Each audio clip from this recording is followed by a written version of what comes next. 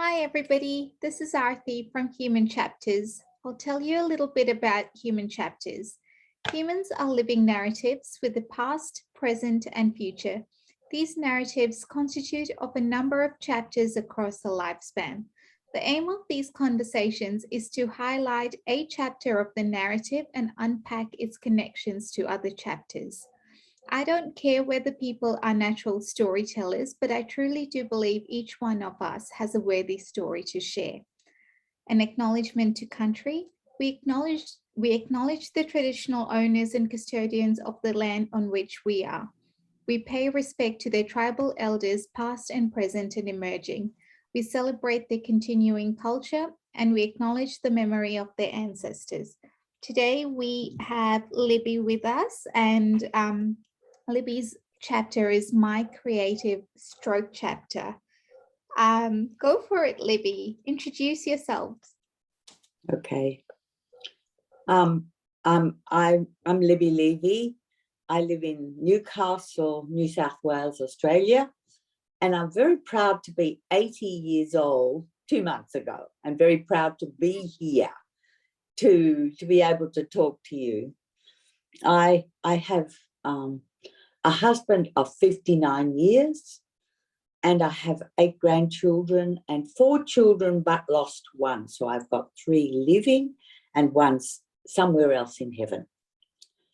I love dabbling with creative things, and at the moment I'm doing some collage and some journaling, and yes, I think anything else will come. Beautiful. Thank you, Libby, for that lovely introduction. Tell us a little bit about the journey you've been through with your stroke. Well, it was 19 years ago.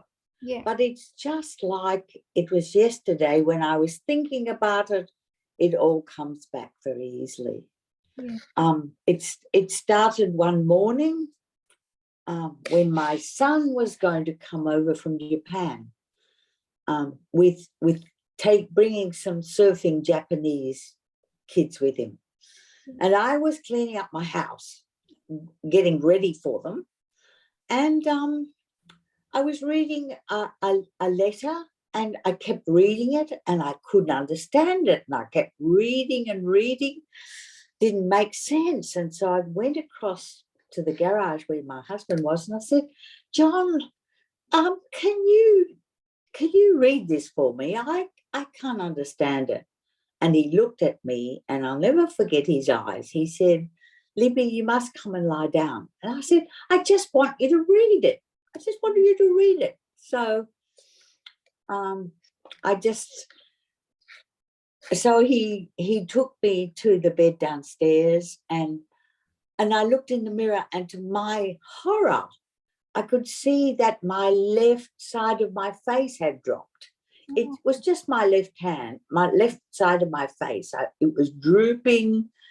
It just had drooped right down. And so he called an ambulance, and I went to hospital. So that was the start of it, my son was on the way, and so he couldn't be contacted.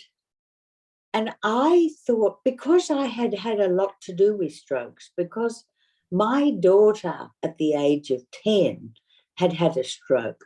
Now she is 51 now. Yeah. And so I had gone through strokes with her. I had worked with stroke people in a day centre, and I thought I knew all about it. But, you know, unless you've actually had it yourself, it's quite a different thing. Yeah. And so, do you want me to keep going? Yes, please. Yes, please do. So I was in hospital, and my daughter rang from Brisbane and said, so Mum, do you want me to come down right now? And I said, no, Jenny, I'm fine. I'm all right. It's just the side of my face. It's okay. So So she didn't hurry. But of course, that night, I then had a huge bleed of my brain as well. So I had a little from my heart was just pinged up into the brain, and that dropped my face. But the bleed was just terrible. I don't think I've ever been through a night. I was so devastated. I was really scared. I couldn't ring John because I couldn't remember the number. And then I found out that the phone wasn't even plugged in anyway. But I tried to ring him all night to tell him, I'm feeling terrible. Something's happening. Something's happening. But so in the end, I knew I had lost all control. The nurses just kept taking my vital signs, but wouldn't give me anything for this terrible pain that was in my head.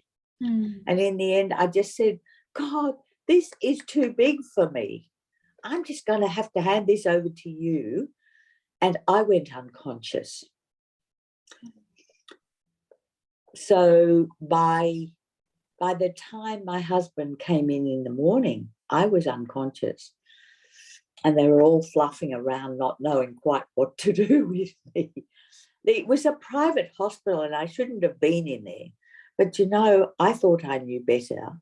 And so I had talked the ambulance people into putting me in a private hospital, and I should have been in a public one. So that was my problem, and I own that. And so he came down to find that I just wasn't responsive at all. So then, of course, David was winging his way over from Japan, and Jenny was called to come down right now because things had got heaps worse. And so here I was, and for 24 hours I was unconscious.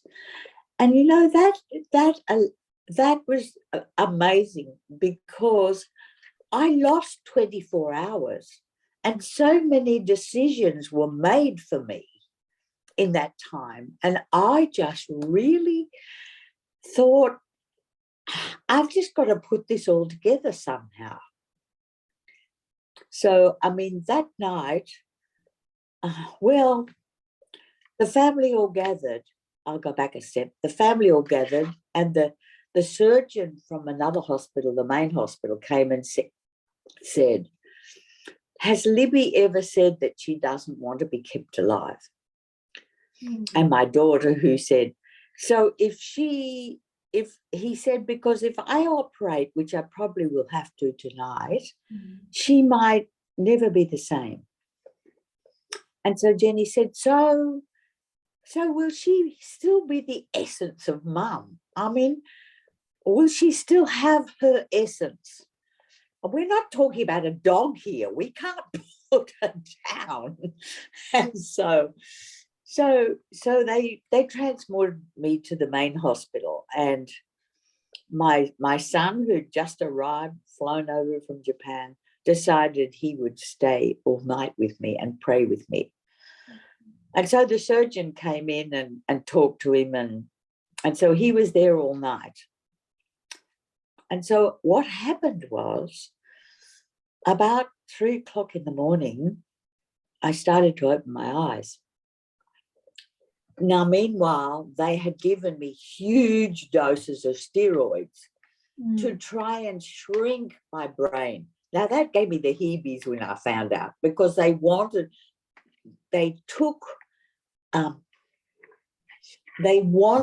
to allow the bleeding to have a bit more space because there was so much pressure on my brain. So they gave me these huge steroids, which I was quite crazy for quite a few days. I can tell you some crazy things happened with all that. And so the doctor said to Dave, well, I'm sure that I will be here sometime tonight. Anyway, he came in the morning. He hadn't been, and I had opened my eyes, And I said to Dave, "Oh, Dave, you're here. That's lovely.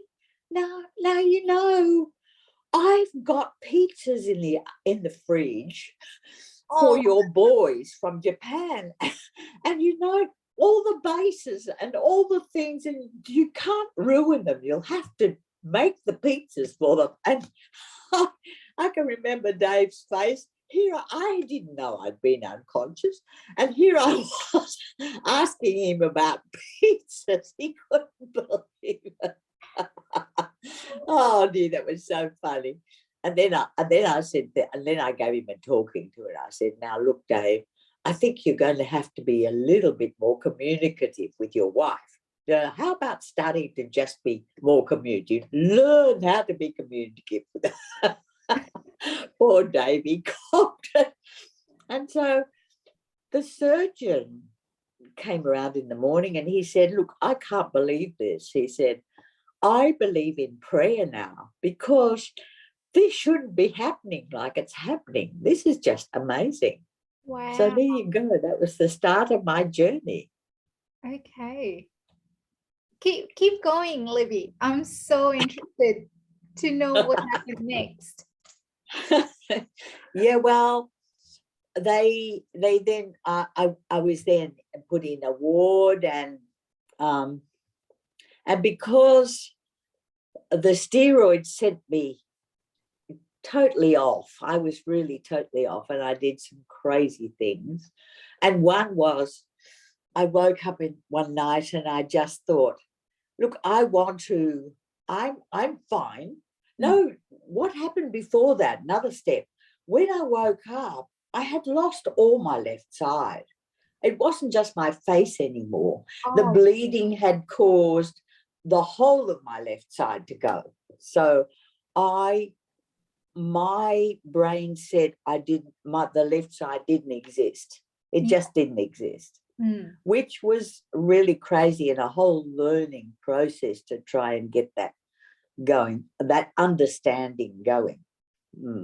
Yes. So one night I decided I'd get out of bed, and I'm fine. I'll get out of bed and I'll just walk around and see what this place is like. I want to know. And so I got up, and of course I just crashed to the ground. I couldn't stand up, and I didn't know I couldn't stand up, but I would crash to the ground. Wow. And so they put this green band around me which said, "Watch her, she gets out of bed." Yeah. So so I hated this green band. I hated it because it was my all my independence had gone. They were really watching me all the time. They didn't trust me anymore. So anyway, that trust was gone. Anyway, it had to be, but to me, I was annoyed about it. The other night, another time, I was watching the clock up in the ward, and it didn't seem to be working. It seemed to be staying the same, but I couldn't work out why. Why it wasn't going around like it should be. And when John came to see me, I said, "John, can you tell me about this clock? It's not working properly." And he got this great smile on his face. He said, "Libby, that's the exit sign. Oh. That's the exit." And to me, it was a clock, and it wouldn't go. Wow. Yeah. So that's what this crazy steroids did to me. But the nice thing was I didn't seem to lose my sense of humor. So at least I could laugh about that. Once he told me, I could see it was an exit sign, but I couldn't before that. Oh my goodness. That is hilarious. Yes, it was. The left side was another thing, because they would put a tray in front of me to eat, and I didn't see that Huff. So I would ring the bell and say, "Look, I haven't got a spoon for my wheat bix." And they'd say, "Now look, move your head to the left, Libby. Move it. You've got to scan your world." You've Yeah. got to scan your world and learn to scan it, because it's not there unless you really turn around and look. And I think my daughter, Jenny, the eldest one, she sat on the left side all the time, and she would say, and talk to me, and I wouldn't hear her even. And she'd say, Mum, you're neglecting me again. Oh. And so I would look around, and there she was, you know, a whole learning process, a whole learning process. And I think right from the beginning, and I wrote down, think outside the square. And thinking outside the square was something that I started to do. Like, I asked a friend of mine for a picture of a young girl who was a friend of Jenny's, who was a neurosurgeon in London. And she, because I knew she'd understand, so I called my arm Janie, and I'd talk to it, and I'd pick it up and say, now, Janie, where are you? Because they'd say, you lie on it, and then it goes to sleep, and you don't know. So you've got to know, always know where your arm is. You've got to know where it is. So I called it Janie, and I used to call it Janie and say, Janie, where are you? Where are you? Oh, there you are. Pick it up and take it home. So this is like thinking outside the square, you know. And I got the mother to bring in a photo of Janie, and I used to talk to her and my arm at the same time, because I knew she would understand. She was a neurophysician. Yeah. Wow. Yes.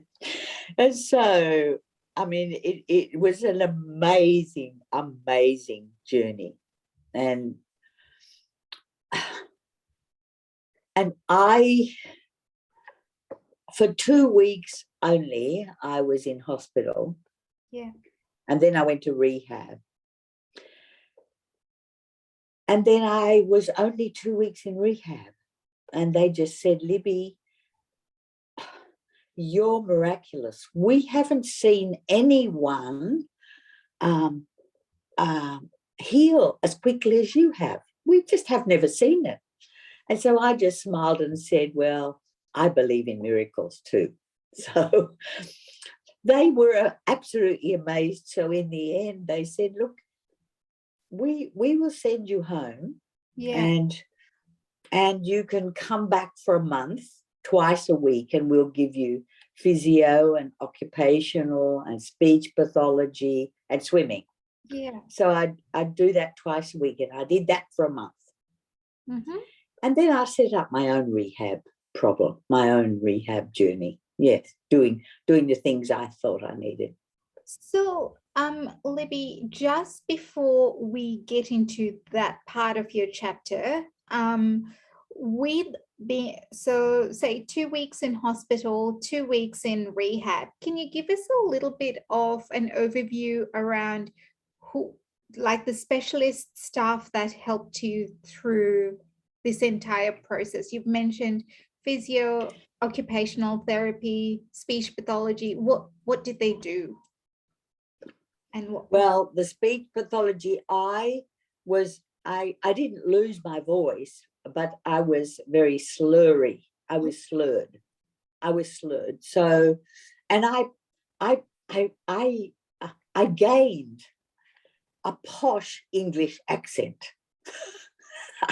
It was different for my speaking. And so everybody, they'd laugh. The kids would laugh at me and say, you sound so posh, Mum. You sound so posh.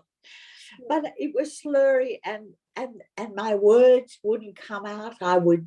Very hard to explain things like that. So the speech pathologist worked on that. The physio, and that's further on in the journey. The physio just kept, I think, working on my arm and my leg, but nothing was really happening. So at that time, before I went to rehab, nothing was happening. So I would walk on, the physio would get me up on one of those great big wheelie things where you put your arms in and you just try and walk along a corridor. Yeah.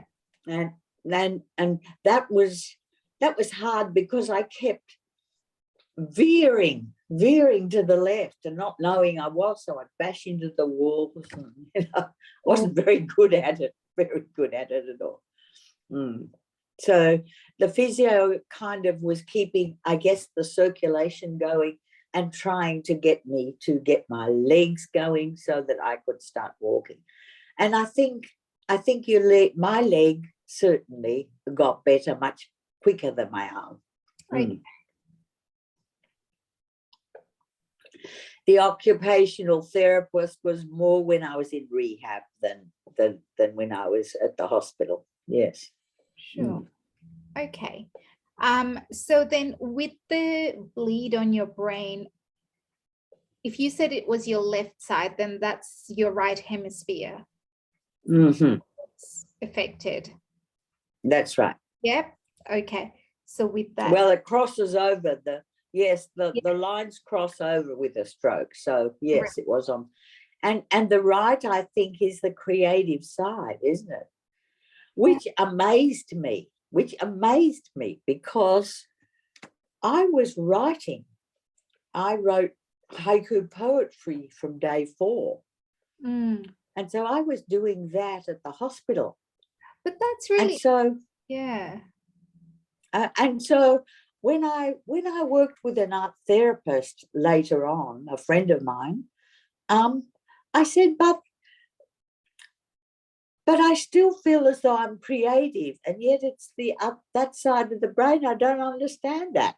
And she couldn't explain it either. None of us could understand it, but I was still using it. But yeah, and I think it's really interesting, sort of, if you're saying the right side is the creative side, but then with poetry, with any of the using words and using language, that's really the left hemisphere of the brain. Right. And so okay, but yeah. Okay, so that side, but the actual drawing and things weren't. So, and she couldn't explain that either. So yeah.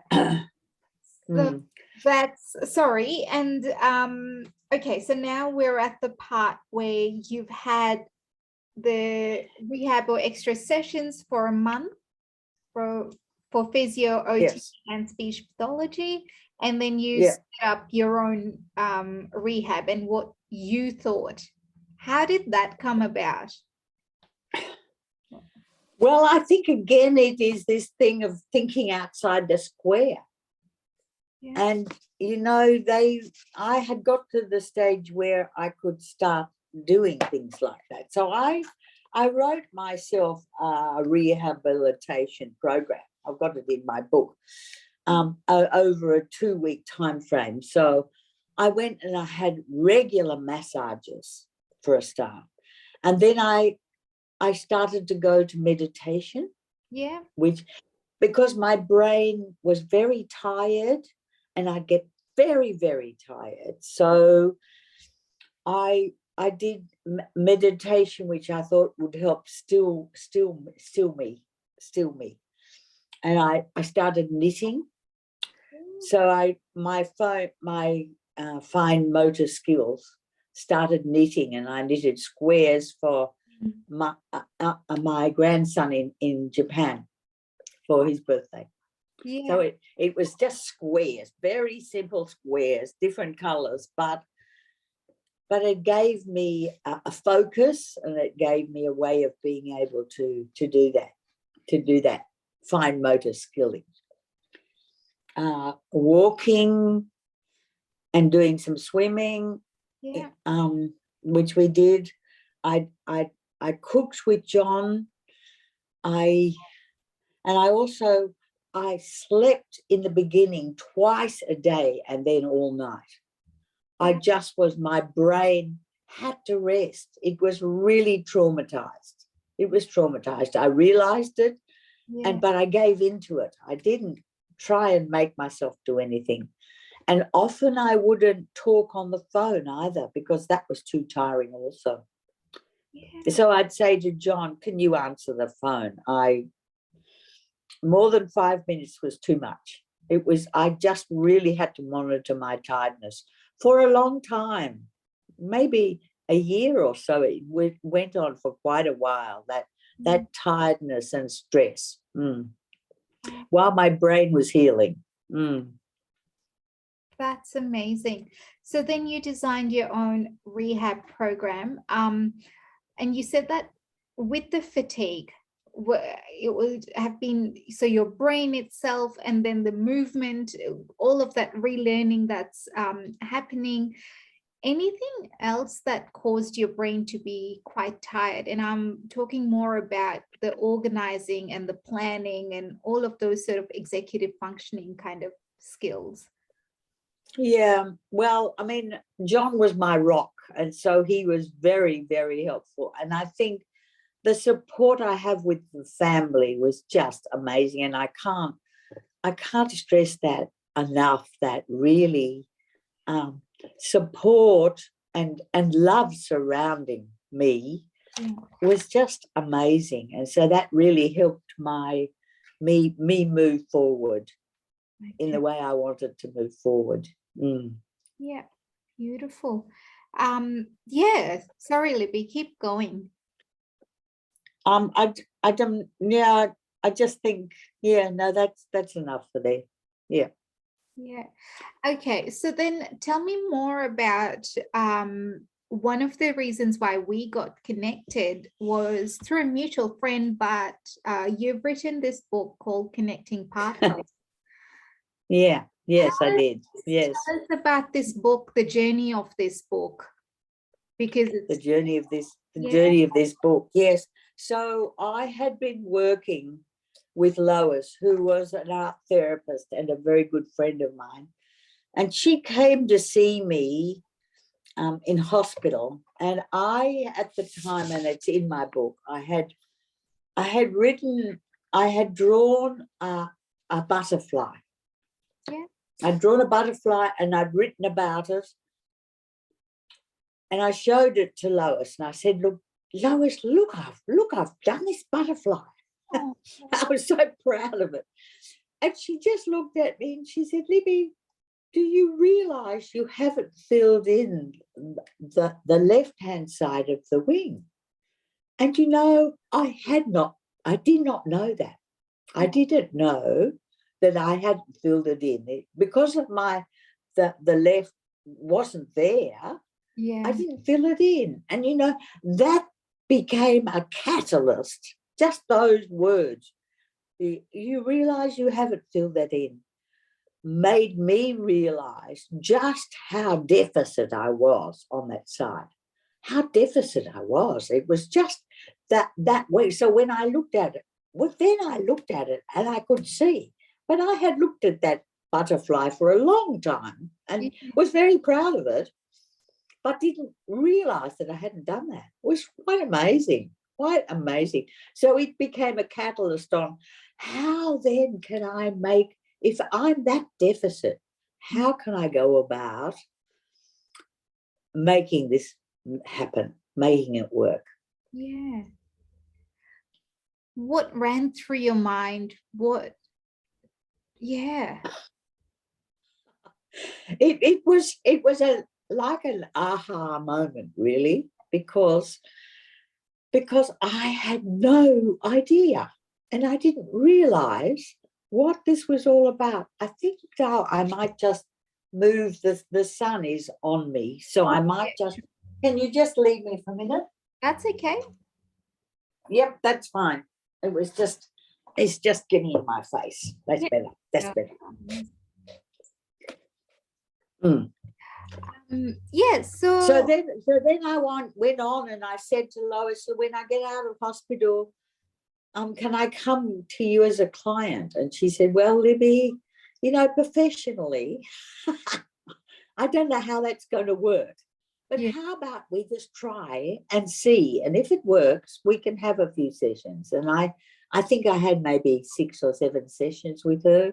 Okay. And so we did collage and we did a very, very important one where I got in touch with my anger and my grief. Yeah. That was called Under the Layers, you know. Oh, and yeah.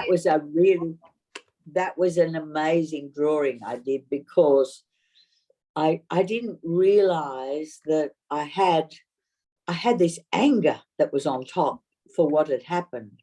But then as I went down and I changed the colors, then it became it became right down into the bottom, became real grief of I was different and I felt different and I didn't know how to cope with that. And so that was another aha moment, which I went then again and I wrote some haiku poetry about. But that was really important day, because it started me on a grief process of, I mean, there's lots of different griefs. Yeah. And, but this was a grief I hadn't got in touch with. So there were the layers of anger, and then sadness, and then real grief at the end. Yeah, absolutely. So that was 6 to 7 sessions of art therapy with Lois. You did collage, you actually worked on that emotional and grief unpacking. And once you sort of realize just how much there was to unpack, what are the things within the 6 to 7 sessions did you have realizations of, or like what was that overall unpacking like? The overall unpacking I ended up starting to do quite a bit in between sessions as well. So I would take things with me, and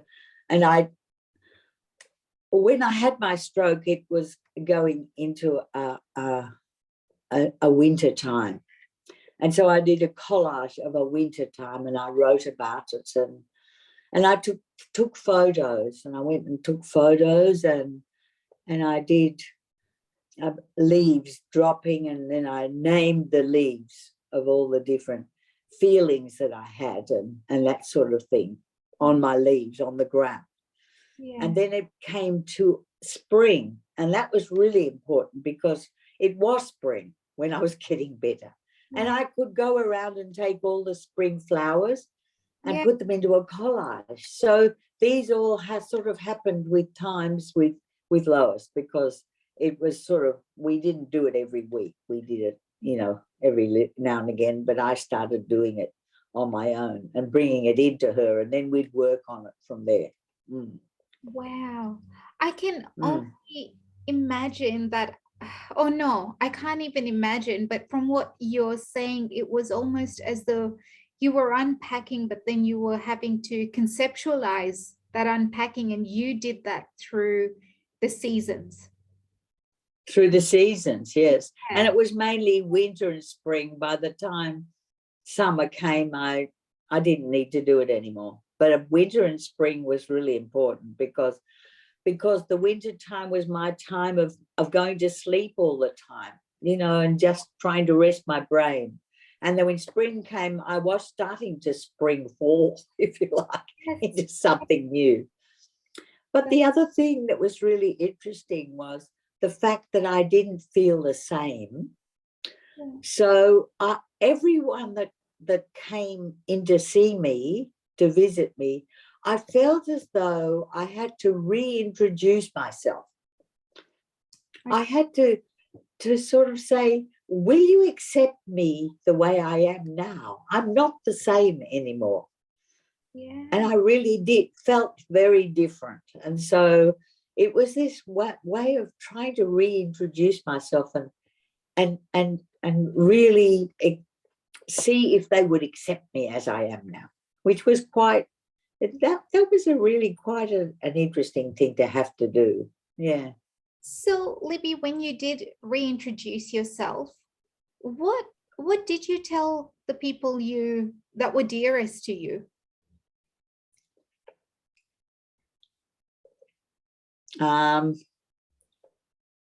Well, they already had walked with me. It was more my friends and my relations and things. But I was very aware.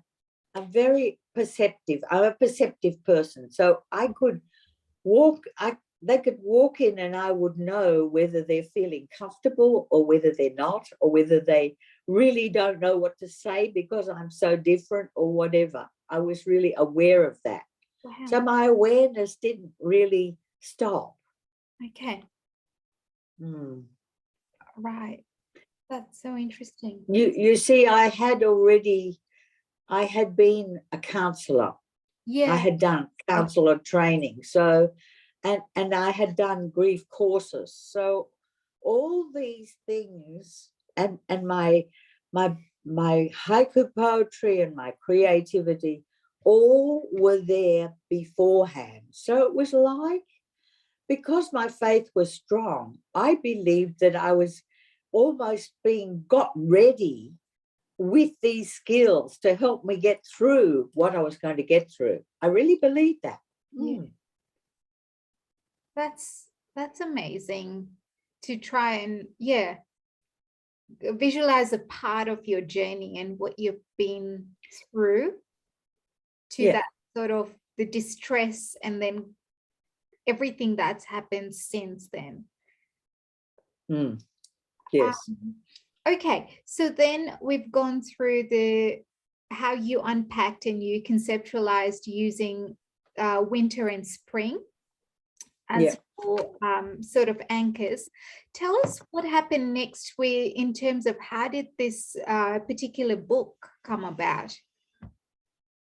Right. Well, it evolved. It evolved, but quite quickly. Yeah. I already had a lot of the artwork, as you can imagine. It was there, and so was my haiku poetry. So it evolved because I wanted to reach out to people, whoever wanted to listen. Yeah. This is possible. This is the way I did it, but creativity is a possibility for anyone and everyone if they want to use it. And so I got onto the idea of help getting my sisters and my brother and my children and my husband to write their side of it as well, and what happened to them at that time. And so that was another part of the journey. So really all I had to do was to put the story through all that, through the art, through the other people's stories. Yeah. And so it ended up that it wasn't that hard because half of it was already there. Sure. And so Lois, who was my art therapist, also she wrote in the front of the book, but she also did a lot of the editing for me, which was lovely, and her husband as well. Yeah. That's amazing. And how, Lois, from the time of your stroke and the bleed in your brain to the actual production of this book, the final publishing, how long was that? It was probably a year or two. Yeah. Can you see where it's actually? So your publishing date. A copyright was 2006. Yes. So that was 2006. So it was 2003. So yours when it happened. So it from start to finish, it was about 3 years. Yes. That's incredible. So I started. Oh, sorry. Go on. I started off by selling it, and I had a launch. I went to a cathedral. And another interesting thing, the dean of the cathedral came to pray with me when I was unconscious. And he had heard that if you pray in someone's ear, that's the last sense to go. So I was unconscious, and at some level I knew he was there. I knew he was there. I could hear him. And I can remember thinking, oh, that's the Dean. That's nice. He's praying for me. Yeah. And the other thing I heard was people crying and blowing their noses. Now, that is an amazing thing. Yeah. There are those two things while I was unconscious that I was aware of at some level. And I think, and I can't be positive, except I do know that my family all gathered together. They were crying and blowing their noses and trying to work out how this was all going to happen. And so it was love. It was like a love getting through to me at some level. That's incredible.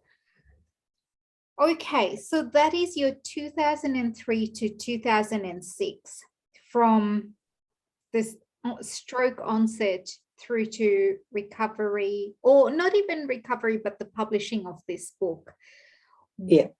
What have the years after 2006 been like? Well, absolutely amazing, actually. Yeah. Because I'm very aware in my life, and lots of things have happened to me. I'm very aware that if we walk through something and we're more at peace with it, if things come our way, we can be willing to spread it out, willing to be used. And so when I got to that point, so I ended up, I had an exhibition at the hospital of my art and my poetry. Yeah. They had a stroke art exhibition in Sydney every year, and I used to put I put 3 times. I put a painting in and poetry into that. Yes. And then people would ask me to speak. There was a group that started, a stroke group that started doing art, and I was asked to come and speak and bring my work and just encourage people. And that's what I wanted to do, just encourage them. So I was asked to speak a few times, and, and out of that, I just do it. Yeah. That's incredible. The other question I did have, when you are doing your art, first of all, were you creative before the stroke? Was that always a part of? Yes, it was part of me. And so it became a natural part of my healing process. Yes. Beautiful. And I used to write poetry on holidays and things about our holidays and that sort of thing. So I already was au fait with that. Yes. So it was like I was being got ready, if you like. Spiritual wise, I was getting strong to be able to work through this on my own. Yeah. And so when you were engaged in either poetry or art, or unpacking what you were going through at the time or what you had been through, what are some of the things you thought about as you were doing these activities? Or, like, I don't even know what I'm actually trying to ask you, but what was the irony of this? Like, what was it that was going through your brain? When I was going through these things, well, I did a lot of stuff that was unconscious.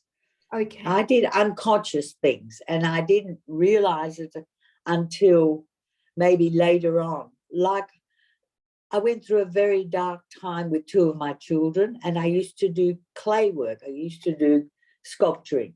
Yeah. But I didn't know what I was sculpturing. I just had a block of clay, and I used to make something out of it. Yeah. And so about a month later, I'd look at it and say, okay, so that's what that means. And it would make sense. So it was really unconscious stuff that came out of my inner being that I didn't understand, but I just allowed myself to do it. Yeah. And so I did the same with that. That's So incredible. And even say using specifically an example of under the layers, as you said Yeah, that you hadn't really processed that grief, right? But no. you started unpacking it. Tell us what happened during that specific example. That session Yes. Yeah. when I went, I was there with Lois, and when I did that, because I needed someone to be there with me to just sort of to hold my hand, if you like, and because it was very deep, and I needed someone, and after it was a few, it must have been a few sessions. It certainly wasn't the first session, and before I could get to this very deep emotional part, so it was like I needed to have someone that I trusted very much to be able to be there with me with my crying and with my anger, and know that it was okay. So that was, Lois was there for me there, which was wonderful. Yeah. That's I also had a friend who I had walked a long way with as well, and she used to come at the hospital every night and massage my arm and my leg. She'd come every night, and then when I was at rehab, which it was further out, she'd come every second night. yeah. And she would be the last one to leave, and so it was just, she just, I don't know what I don't understand the healing process, because it happened in a way that was quite amazing when I got my arm back. I haven't told you that story, actually. Yes. Do you want to hear that Yes, story? please. Yes, please. All right. Well, my arm wasn't doing what it was supposed to do, but Dave, my son, knew that it was going to be okay. He just knew, and he kept saying, "Mom, has anything happened yet?" And I'd say, "No, Dave. Look at it. It's no, nothing." And then he went away for about 4 days, and while he was away, it was Easter, and we had a communion together, all the family. And I looked at my hand one night when nobody was there. I looked at it, and it started to move. I had no control over it. And if I hadn't looked at it, I wouldn't have known it was doing it. But it just folded like that. I had, as I say, I had no control over it. So I thought, oh my goodness, look at that. So every night I thought, I didn't say anything to anyone. I was a bit dramatic about all this. A bit dramatic. So I practiced every night. And by the time Dave came back, I could actually bend it, and then I could make it move.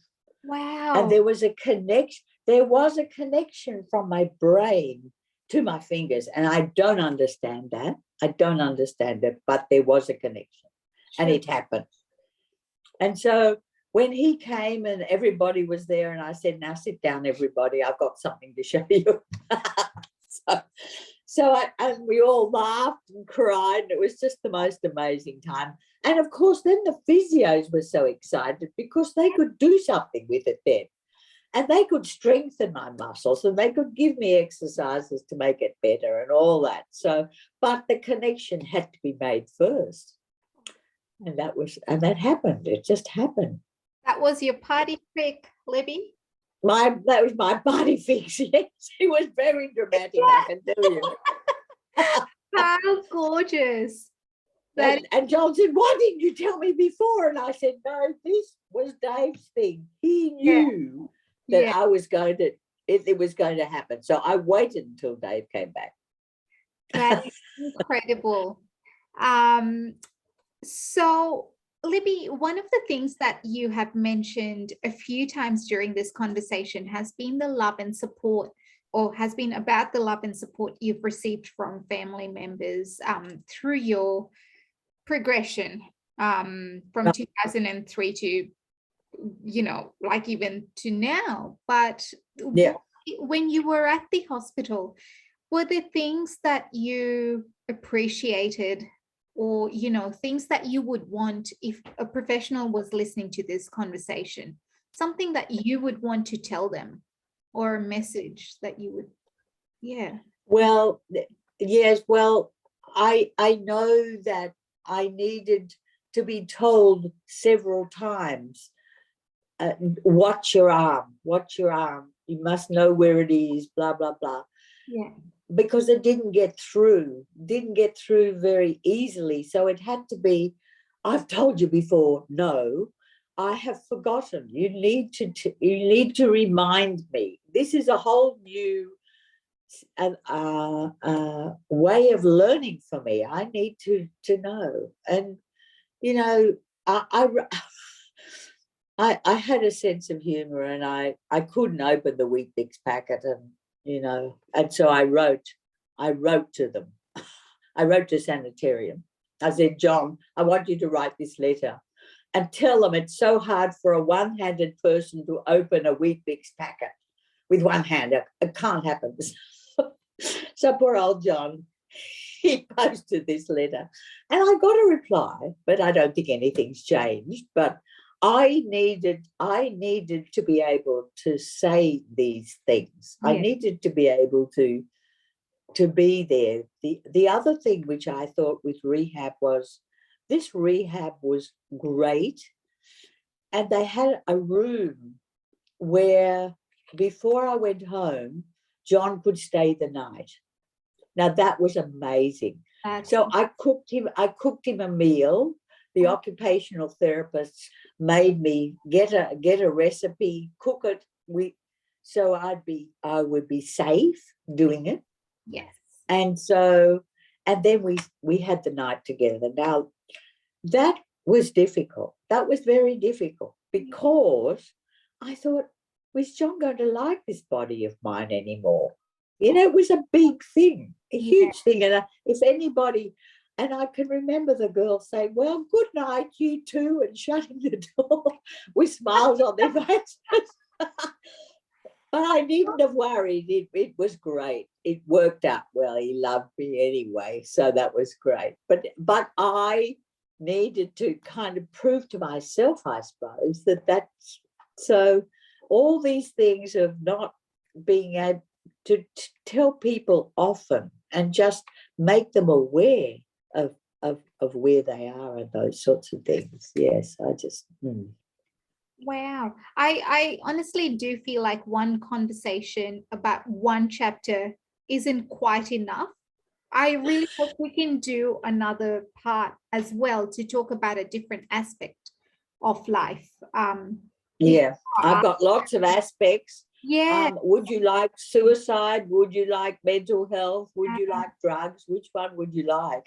Well, we will definitely have to have another session to go, you know, even do a bit of a before and after kind of perspective.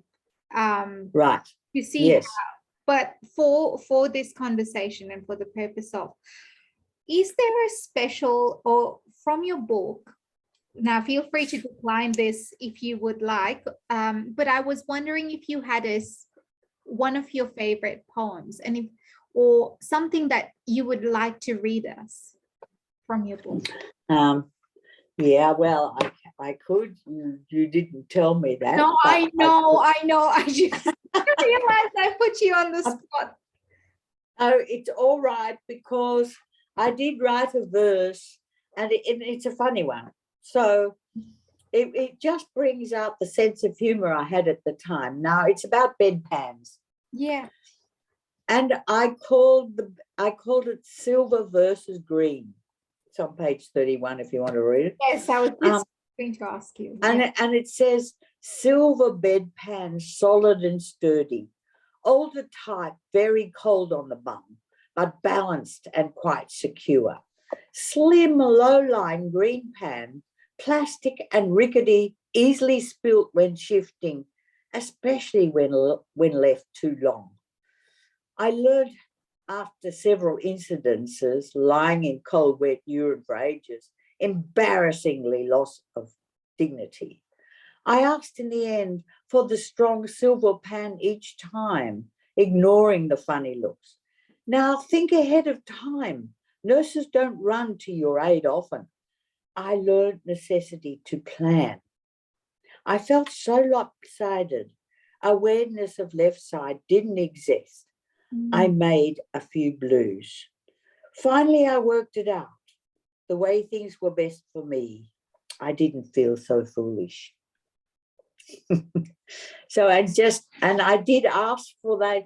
And I don't know if you know silver and green pants, but I learned that the silver was much the easiest for me to sit on and not have to spill it all and everything. So yeah, that's one of my crazy ones. Oh, yes. How wonderful. Thank you so much for reading that poem to us. I will have a photo of your front cover and of that poem as well, just as a bit of a reference for anyone that might be listening to this conversation. Libby, has there been, before we do wrap up, has there been anything that I haven't asked you for this chapter, or something I haven't considered, or something, that you say? Well, I think if I was to say something out to whoever's listening, I think important things for me is communication, to be able to just sit and listen to each other, and to be authentic in what you're saying. And I think looking for the positives and being grateful. For me, I looked for something to be positive and be grateful for every day, whether it was just that I was looking out at the trees and they were beautiful, or something I was grateful for. And the last thing was, I think God for me is unchanging and bigger than all the trauma. All the trauma is, he's bigger, he's there. And I really felt that. And the love of him and the love of all who loved me. It was just amazing experience, really. That's incredible. But think outside the square. That's my thing. Yes. Think outside the square. I love it. No, that is absolutely wonderful. Thank you so much, Libby, for taking the time to have this conversation, for making it so rich with laughter, and your humor it's really funny. Thank you very much. Thank you. It's been wonderful. Lovely talking to you, Doug. Lovely talking to you. And to all our listeners, whether you're going to be listening to this conversation once it's uploaded on podcast, or watch it on Facebook or YouTube, please feel free to share it with anyone that might connect. And I feel like lots of people, young, old, it doesn't matter. Age doesn't really matter, and gender doesn't matter. But lots of people may connect to parts of your story, Libby. Guys, please feel free to share it. And thank you very much for continuing to support Human Chapters and for listening to the different conversations. Yeah, great.